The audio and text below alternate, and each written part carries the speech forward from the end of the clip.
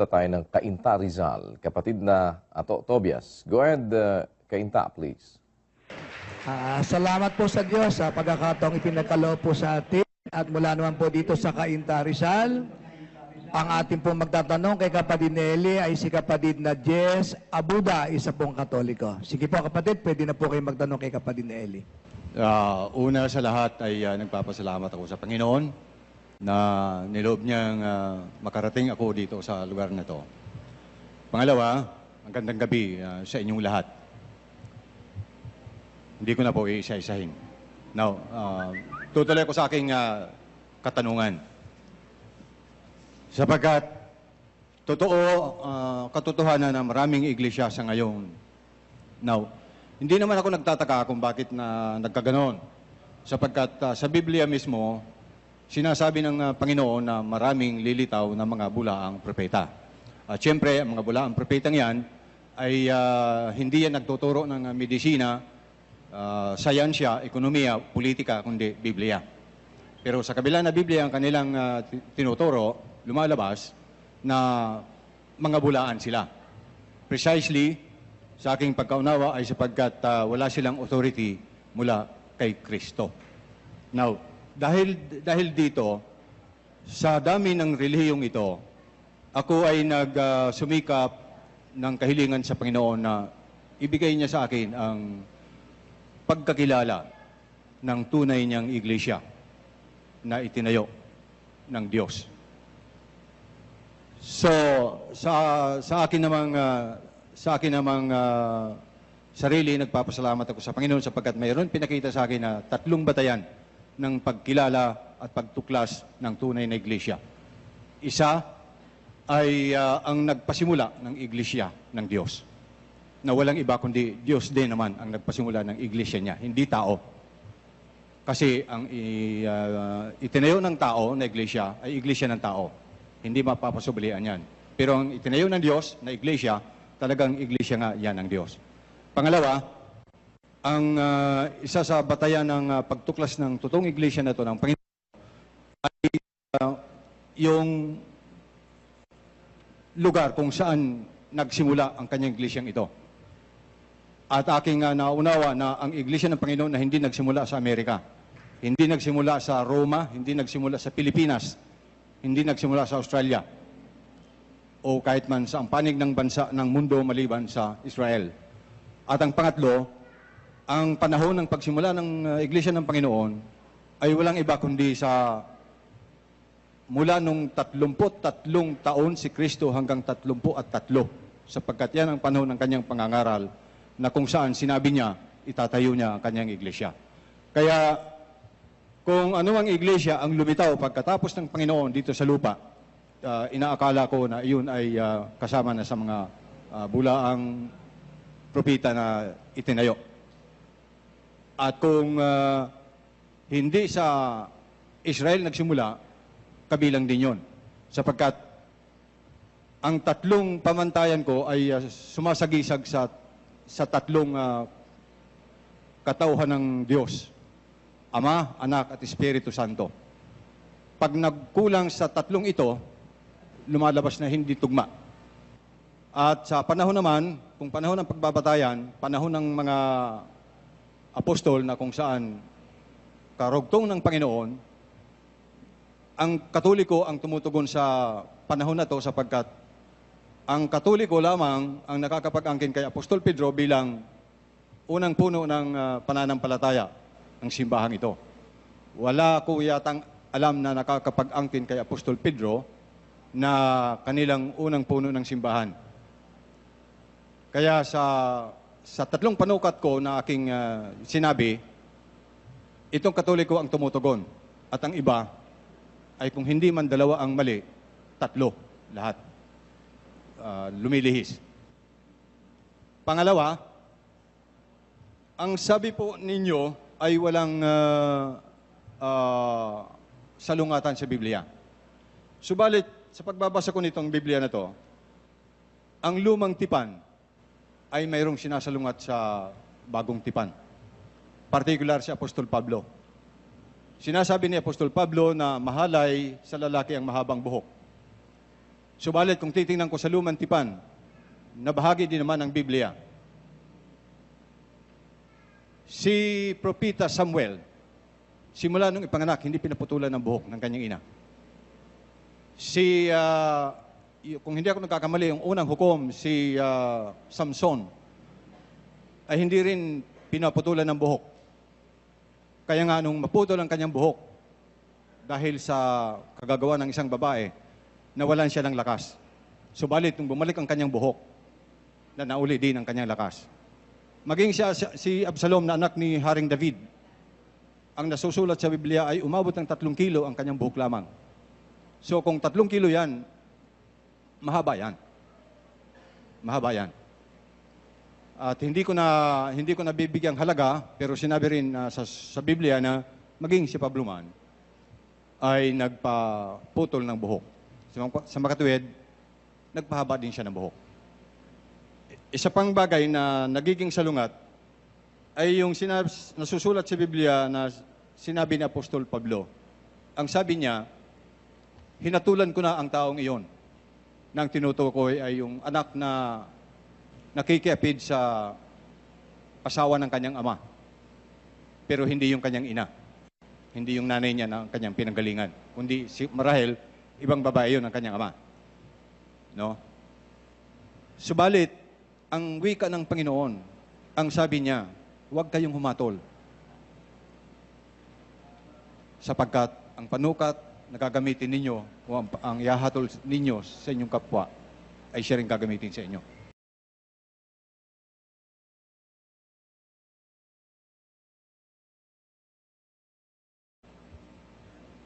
Tatanggapin pa ninyo na ang 3 kong panukat sa tunay na reliyon ay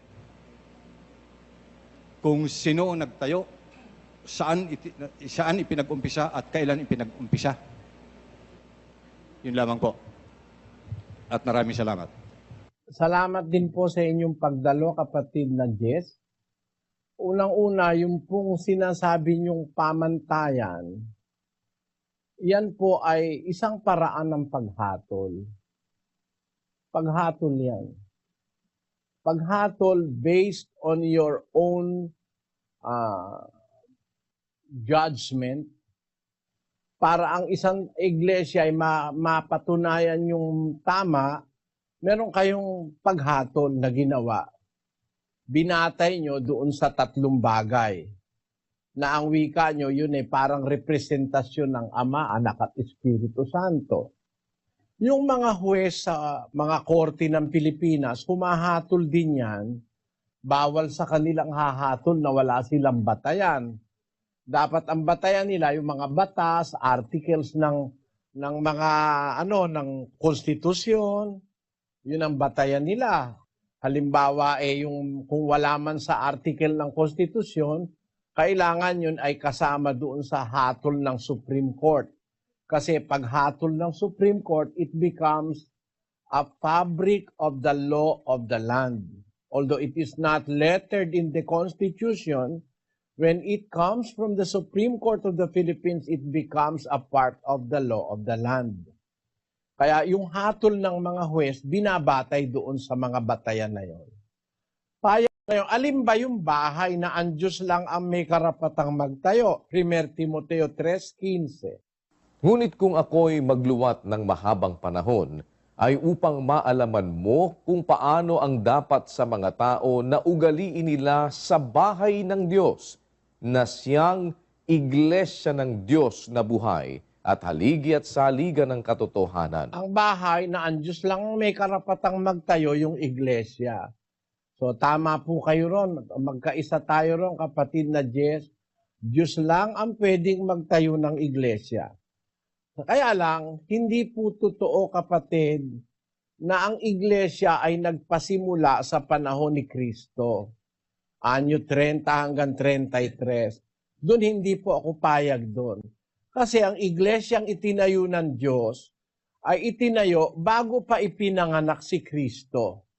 Pakinggan nyo sa isang talata ng Gawa ng mga Apostol, Kapitulo 7, versikulo 37. Ito yaong Moises na nagsabi sa mga anak ni Israel, palilitawin ng Diyos sa inyo ang isang propeta na gaya ko mula sa inyong mga kapatid. Ito'y yaong naroon sa iglesia sa ilang na kasama ang anghel na nagsalita sa kanya sa bundok ng Sinai at kasama ang ating mga magulang na siyang nagsitanggap ng mga aral na buhay upang ibigay sa atin. Yung Moises na ito, ang kasama nung anghel na nagsalita sa kanya sa bundok ng Sinai. Ito ang naroon sa iglesia sa ilang. The church in the wilderness.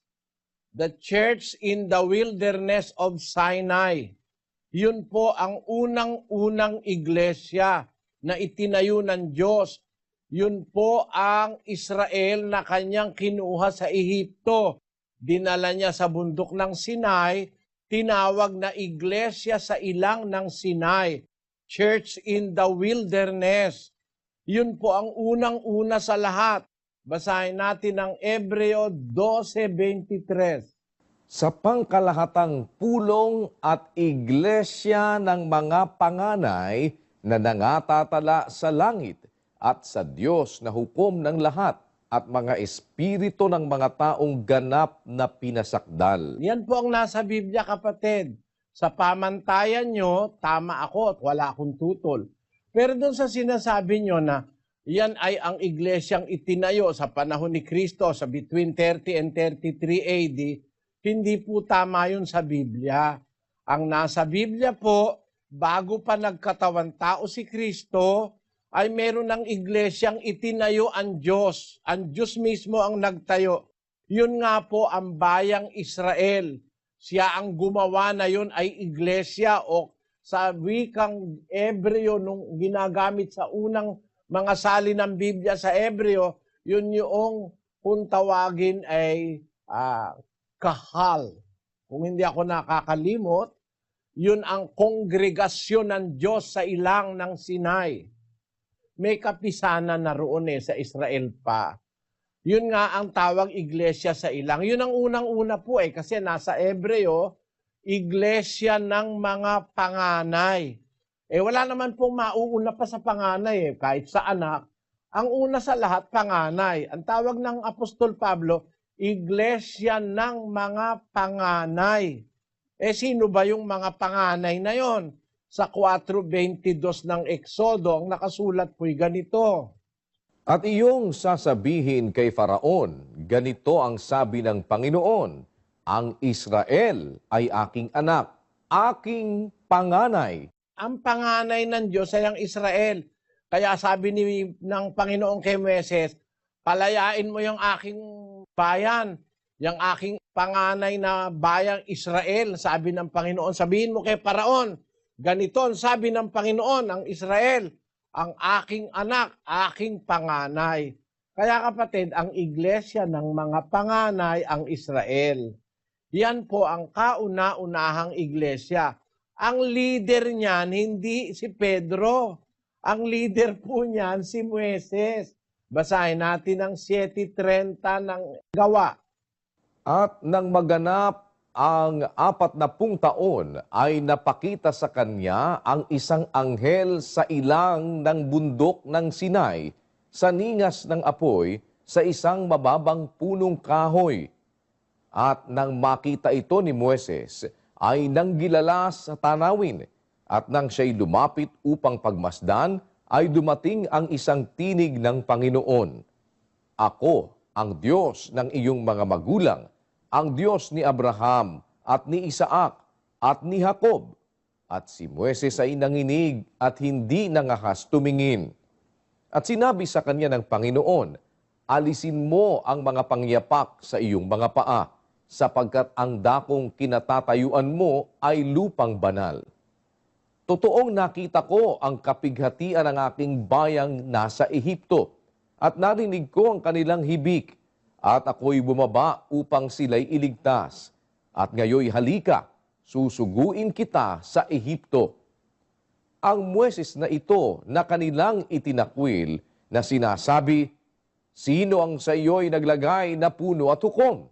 ay siyang sinugo ng Diyos na maging puno at tagapagligtas sa pamamagitan ng kamay ng anghel na sa kanya'y napakita sa mababang punong kahoy. Ang Moises na ito ay siyang sinugo ng Diyos na maging puno at tagapagligtas sa Israel. Kaya yung unang iglesyang sa Diyos, iglesia sa ilang, ang puno-puno hindi si Pedro, si Moises. Kung nalalaman lang natin ang buong pangyayari, hindi tayo maliligaw. Iyan pong Israel, iyan po'y iglesia, kauhal. Ang kahulugan sa wikang Ebreo ay kauhal. Nandun po yan sa diksyonaryo ng Ebreo ng mga terminong bibliko. 6951 of the Hebrew Dictionary of Biblical Terms, kauhal is an assemblage, as an assembly, a congregation, a company, which is the equivalent of assembly in the New Testament na kung isalin ay iglesia. Kaya sa Israel pa lang, panahon pa ni Moises, hindi pa nagkakatawan tao si Kristo, may iglesia na po. Ang Diyos ang nagtayo nun. Kaya ang sabi ni David, panahon pa ng Israel, malibang itayo ng Diyos ang bahay, walang kabuluhang nagsisigawa ang nagtatayo ng mga yaon. Kaya talagang ang Diyos ang dapat na magtayo at ang kauna-unahang itinayo ng Diyos ay ang Israel bilang iglesia sa ilang o iglesia ng mga panganay. Kaya lang nang mamatay po si Moises at ang mga tapat na taga-akay ng Israel, pinagsamantalahan ito ng mga pastor. Ano ang nangyari sa Israel? Basahin natin ang Ezekiel.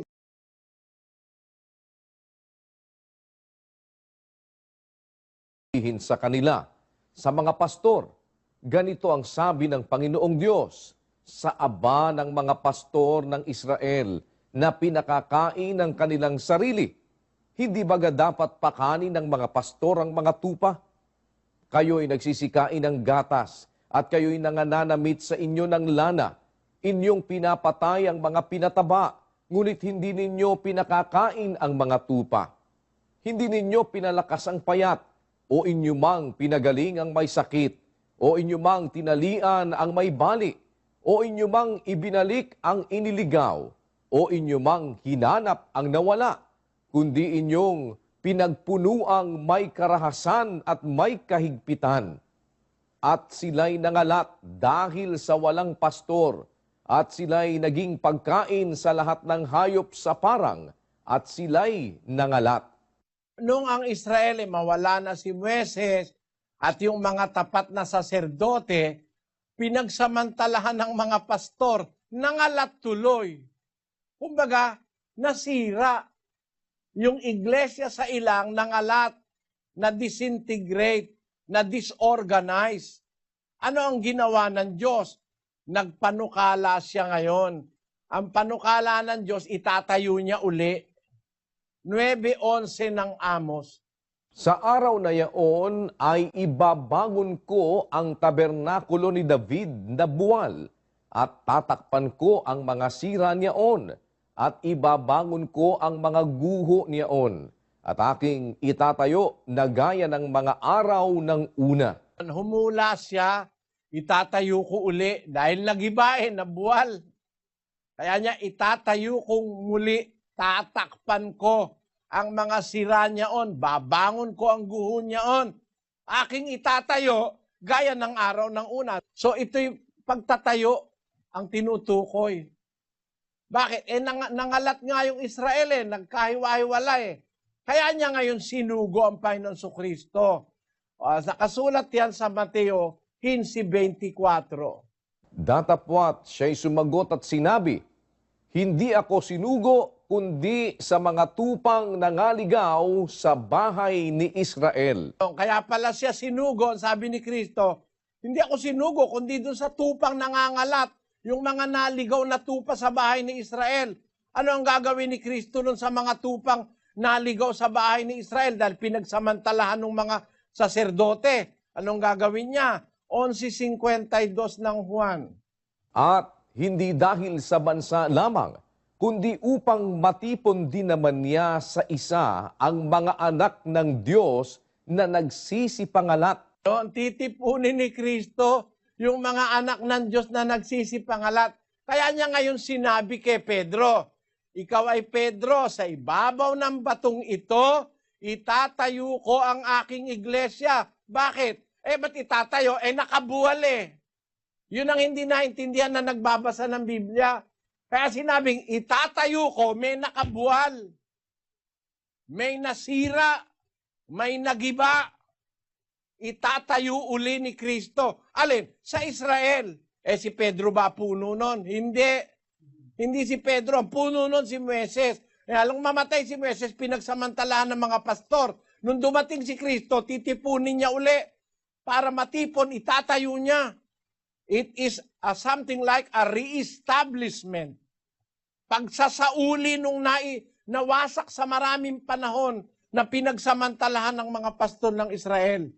Kaya, nang itatayo niya, sinabi niya kay San Pedro, ilalagay ko sa ibabaw ng bato. Ang pagtatayuan niya ngayon, bato na, matibay na pundasyon na, hindi na pwedeng gibain. Kaya, ang pintuan ng Hades hindi na mananaig laban sa kanya.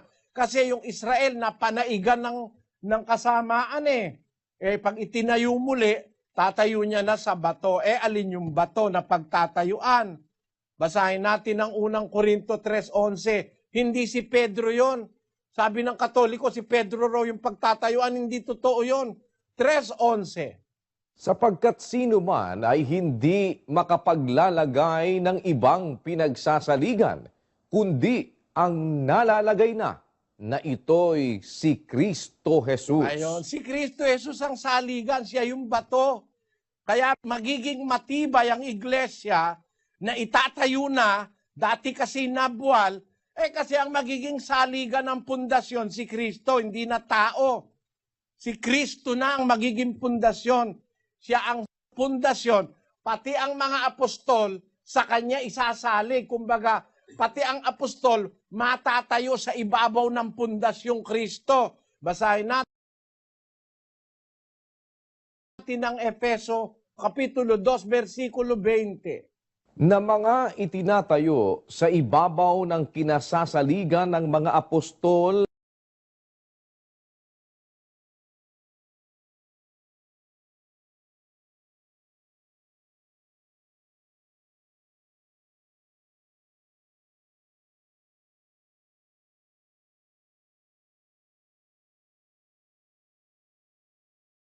Sabihin ngayon, si Pedro ay kaambato.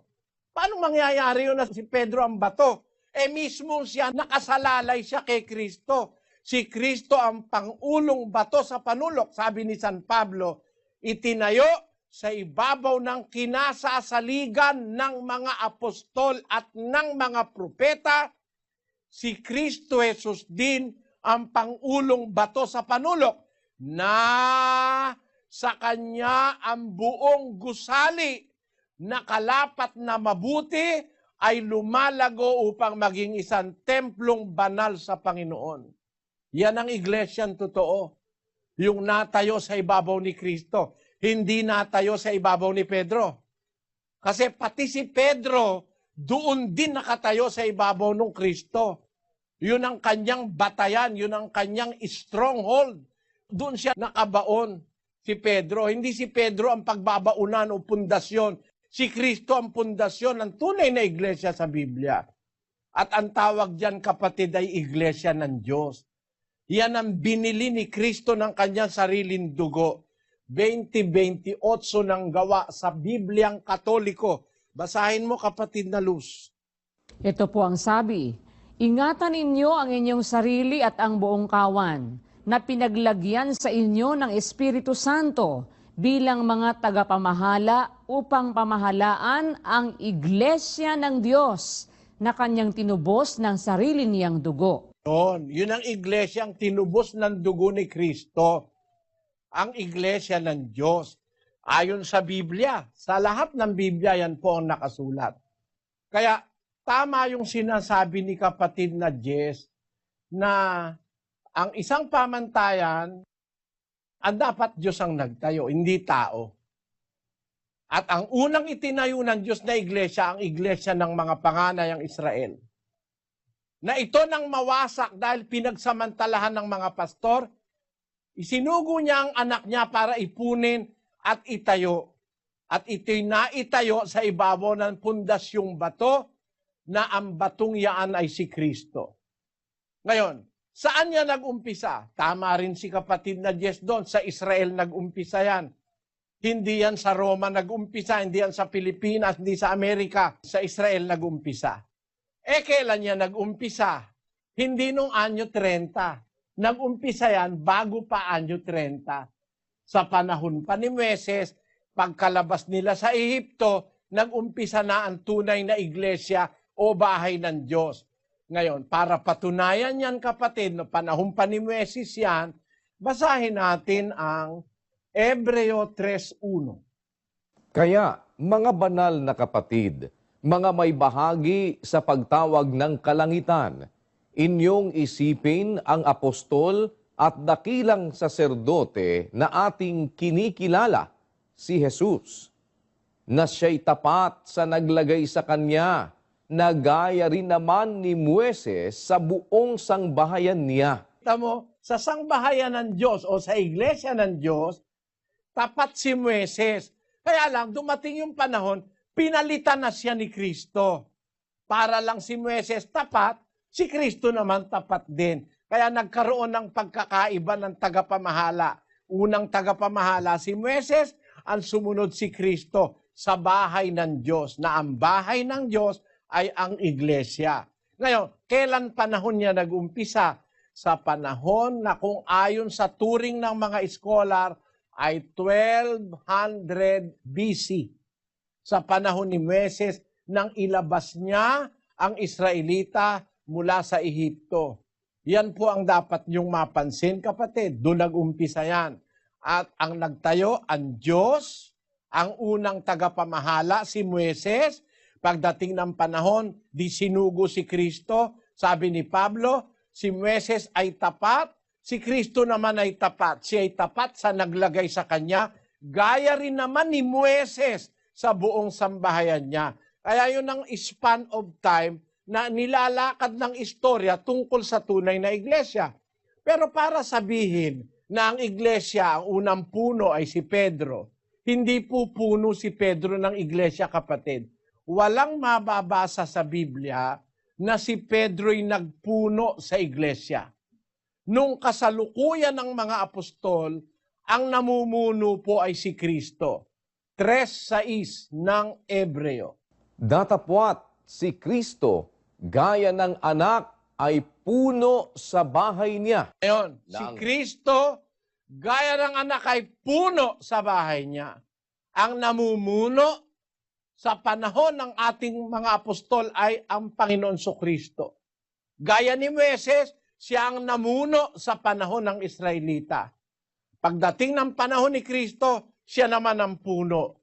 Ngayon, bago pumanhik sa langit ang Panginoong Kristo, sino ang inihalal niya na magiging tagapamahala ng iglesia bago siya pumanik sa langit? Pakinggan nyo sa Colosas 1:24. Ngayoy nagagalak ako sa aking mga hirap dahil sa inyo, at aking pinupunan sa akin ang kakulangan ng mga hirap ni Kristo sa aking laman dahil sa kanyang katawan na siyang iglesia. Na ako'y ginawang tagapangasiwa nito ayon sa pamamahala na mula sa Diyos na ibinigay sa akin para sa inyo upang maipatupad ang salita ng Diyos. Ang sumunod pa lang namuno, si Apostol Pablo, hindi si Pedro. Kapatid, napakaligaw na si Pedro ang puno. Meron ba naman puno, inaatake ni Pablo? Kung si Pedro ang puno, inatake nga siya dahil gumagawa siya ng hindi tama Basahin natin ang Galacia sa Kapitulo 2, kapatid na Daniel. Ganito ang sabi ni Pablo kay Pedro. Ngunit nang dumating si Cephas sa Antioquia, ay sumalansang ako sa kanya ng mukhaan sapagkat siya'y nararapat hatulan. Sapagkat bago nagsidating ang ilang mula kay Santiago, ay nakisalo siya sa mga hentil. Ngunit nang sila'y magsidating na, siya'y umurong at humiwalay sa mga hentil. Palibhasa'y natatakot sa pagtutuli. At ang ibang mga Hudyo ay nangagpakunwari rin namang kasama niya. Ano pat pati si Bernabe ay nabuyo sa kanilang pagkukunwari. Ngunit nang aking makita na hindi sila nagsisilakad ng matuwid ayon sa katotohanan ng Ebanghelyo, sinabi ko kay Cephas sa harapan nilang lahat, kung ikaw na Hudyo ay namumuhay gaya ng mga hentil at di gaya ng mga Hudyo, bakit mo pinipilit ang mga hentil na mamuhay na gaya ng mga Hudyo? Ayon, pinagsabihan niya si Pedro sa harapan ng lahat ng mga apostol Kasi siya ang may karapatan, siya ang inilagay ni Kristo na para magpatuloy ng kanyang trabaho bilang tagapangasiwa ng iglesia, hindi si Pedro, kapatid. Kaya kung si Pedro, biro mo, Papa, pinagsasabihan ni Pablo. Hindi naging Papa sa Roma si Pedro dahil hindi siya destino sa Roma. Si Pedro ay apostol sa mga Israelita at hindi para sa hintil. Wala sa kanyang autoridad ang mga hintil.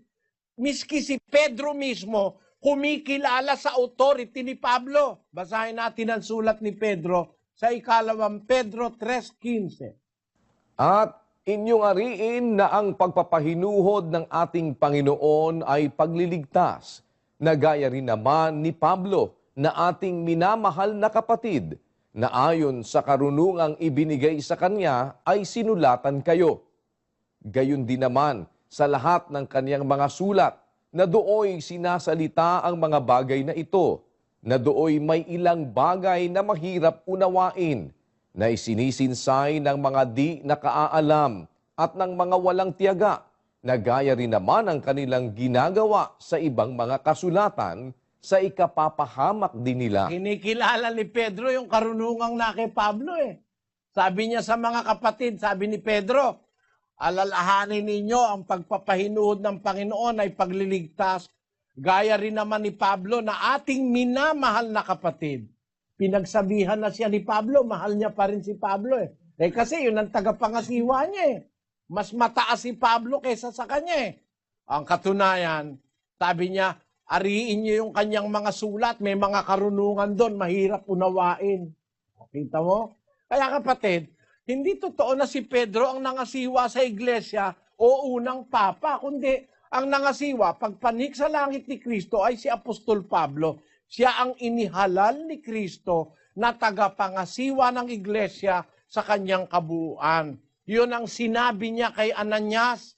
Basahin natin ang 9:15 ng Gawa. Datapwat, sinabi sa kanya ng Panginoon, pumaroon ka, sapagkat siya'y sisidlang hirang sa akin upang dalhin ang aking pangalan sa harapan ng mga hintil at ng mga hari at ng mga anak ni Israel. Si Pablo ang wika ay sisidlang hirang sa akin, a chosen vessel unto me, to bear my name before the Gentiles and kings and the children of Israel. Nasakop niya pati ang Israel ng pangangasiwa ni Apostol Pablo. Kaya nga siya, makikita mo, siya ang may pinakamaraming sulat sa Bagong Tipan. Pati sa mga Ebreo, sumulat siya. Pati sa mga Romano, sa mga taga-Korinto, taga-Tesalonika, ang may pinakamaraming sulat na nagtuturo si Apostol Pablo. Kasi siya ang inihalal ni Kristo na tagapangasiwa ng iglesia pagkapanik niya sa langit. Yun po ay ang nakasulat sa Biblia. Ngayon, nabasa nyo, bakit si Pablo humahatol? Bawal naman ni Kristong humatol. Hindi po bawal ni Kristong humatol, kapatid. Wala pong contradiction sa Biblia. Sino ba yung binawalan ni Kristong humatol? Basahin natin ang Mateo 7:1. Huwag kayong magsihatol upang huwag kayong hatulan, sapagkat sa hatol na inyong ihahatol ay hahatulan kayo, at sa panukat na inyong isusukat ay susukatin kayo. At bakit mo tinitignan ang puwing na nasa mata ng inyong kapatid, ngunit hindi mo pinapansin ang tahilan na nasa iyong sariling mata? O paanong sasabihin mo sa iyong kapatid, pabayaan mong alisin ko ang puwing sa mata mo, at narito ang tahilan sa iyong sariling mata? Ikaw na mapagpaimbabaw, alisin mo muna ang tahilan sa iyong sariling mata. At kung magkagayoy, makikita mong malinaw ang pag-aalis mo ng puwing sa mata ng iyong kapatid. Palang pinagbabawalang humatol yung mga mapagpaimbabaw. Nahahatol-hatol, siya man may masamang ginagawa. Ang kapatid mo may puwing lang. Ikaw naman ang nasayo, tahilan. Pwede mo bang alisan ng puwing yun yung mata mo na may tahilan? Lalo mong ipapahamak dahil di mo makikitang masyado Ang utos ni Kristo, alisin mo muna yung tahilan sa mata mo. Mas malaking bara yan. Bago mo alisin ang puwing sa mata ng kapatid mo. Ano ibig sabihin? Ikaw muna ang maglinis. Bago yung kapatid mo ilinisin mo, hatulan mo, alisin mo yung puwing. Masama bang alisin ang puwing? Hindi po masama. Masama bang humatol? Hindi. Ang kailangan lang, bago ka humatol, ay ikaw muna, ituwid mo muna yung sarili mo. Yun ang ibig sabihin ni Kristo. Hindi naman totally bawal humatol. Basahin natin ang Juan 7:24. Huwag kayong magsihatol ayon sa anyo, kundi magsihatol kayo ng matuwid na paghatol. Ayun. Huwag kayong hahatol ng ayon sa anyo, kundi humatol kayo ng matuwid na paghatol. Kaya ang mga taga-Korinto, may gumagawa ng masama, yung asawa ng tatay niya, pinapakiapiran niya. Sabi ni Pablo sa mga Korinto, bakit hindi nyo hinahatulan yan? Kaya kung ayaw nyong hatulan yan, ako hinahatulan ko na yan. Ibinibigay ko yan kay Satanas, sabi ni San Pablo. Bakit? Kasi tungkulin nga ng Kristiyano, humatol ng matuwid na paghatol. Basahin natin ang 5:1 ng unang Korinto hanggang 5.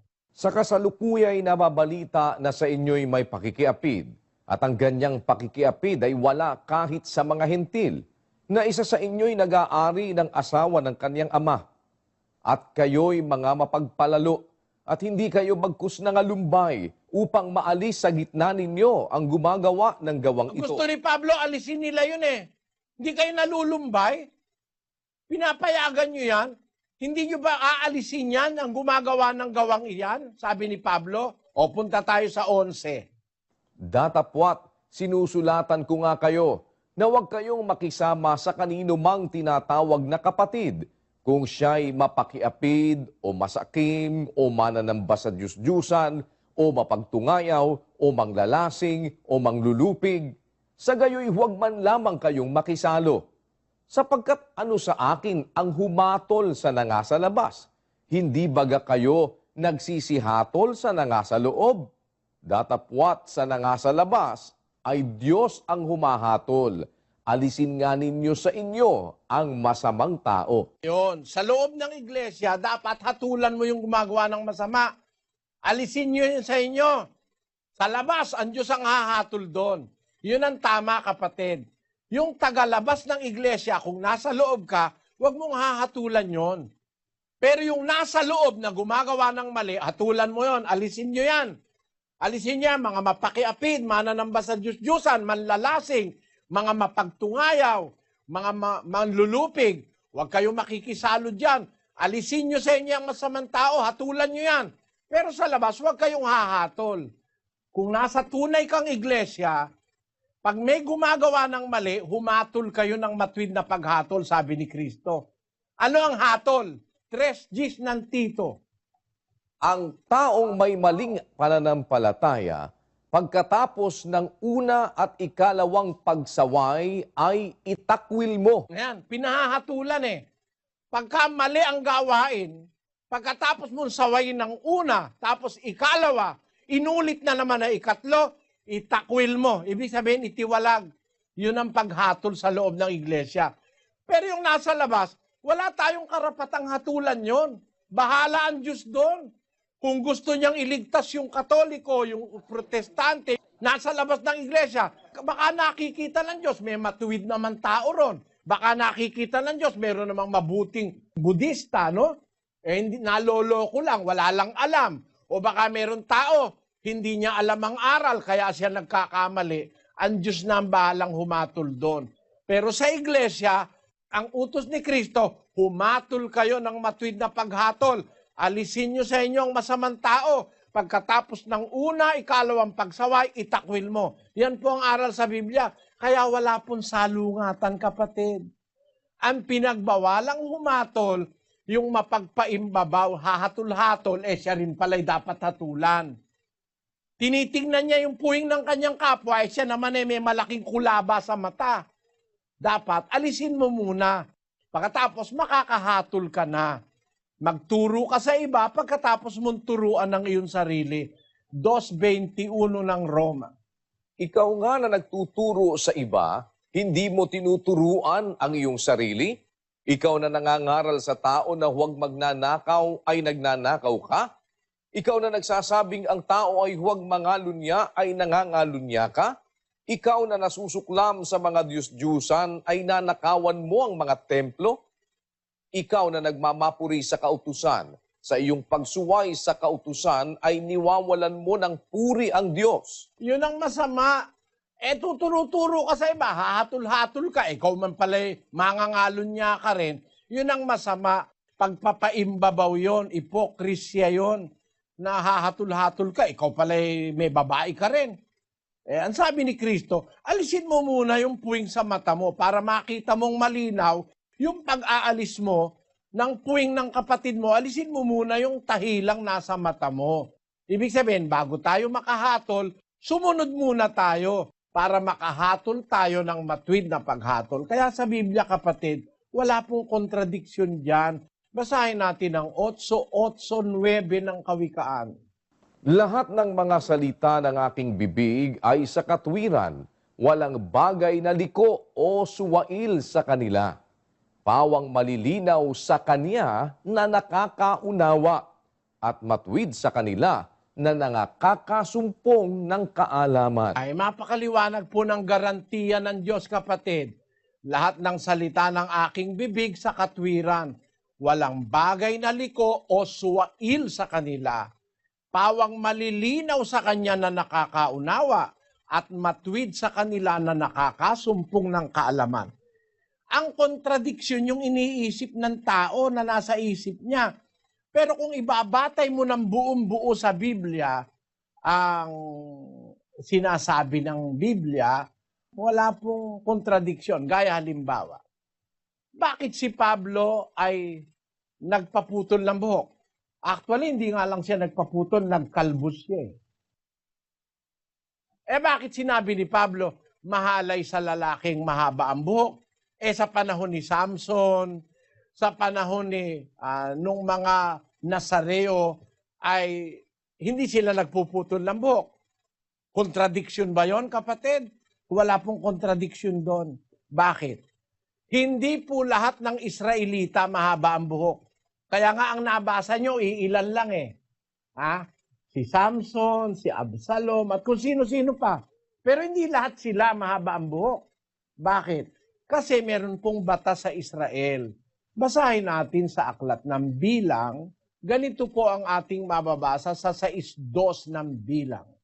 Salitain mo sa mga anak ni Israel at sabihin mo sa kanila, pagka ang sino mang lalaki o babae ay gagawa ng isang tanging panata, ng panata ng isang Nazareo upang tumalaga sa Panginoon, ay hihiwalay siya sa alak at sa matapang na inumin.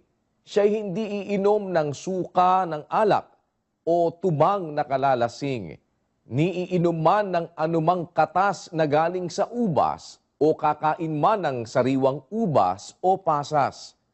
Sa lahat ng araw ng kanyang pagkatalaga ay hindi siya kakain ng anumang bagay na ibinubunga ng puno ng ubas, magmula sa mga butil hanggang sa balat.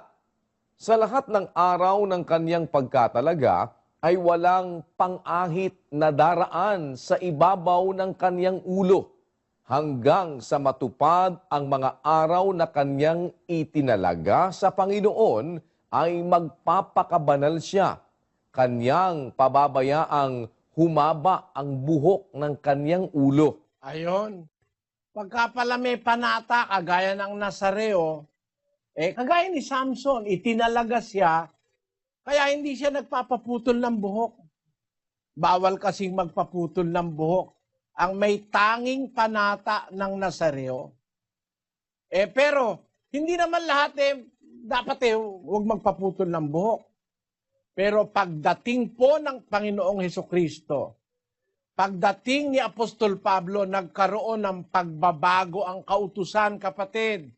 7:12 ng Ebreo.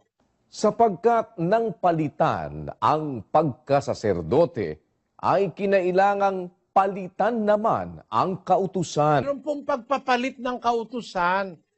Kung minsan yun ang hindi naintindihan na nagbabasa ng Biblia. Teka, sabi sa matandang tipang ganon. Sabi sa bagong tipan ay ganon. Magkakontra. Kasi hindi naintindihan, nagpalit ng kautusan. Sa matandang tipan, bawal kumain ng baboy. Sa bagong tipan, sabi naman ni Pablo, at saka ng Panginoong Sukristo, pwede nang kainin. Lahat ng nilalang ng Diyos mabuti, walang nararapat itakwil, kung tinatanggap na may pagpapasalamat. Yun ang sabi ni Pablo, 4:4 ng unang Timoteo. Sapagkat ang bawat nilalang ng Diyos ay mabuti at walang anumang nararapat na itakwil kung tinatanggap na may pagpapasalamat. Wala namang dapat na itakwil, mabuti yan kung tinatanggap na may pagpapasalamat. Teka, sa Israel, bawal ang baboy. Panahon ng Israelita yun iba naman ang panahon ni Kristo Pagdating kay Kristo, ano ang sabi sa batas ni Moises? 13:39 ng gawa. At sa pamamagitan niya, ang bawat nananampalataya ay inaaring ganap sa lahat ng mga bagay. Nasa mga ito'y hindi kayo aariing ganap sa pamamagitan ng kautusan ni Moises. Kaya sa panahong Kristiyano, ang pagsampalataya kay Kristo, dun ka aariing ganap, dun ka maliligtas.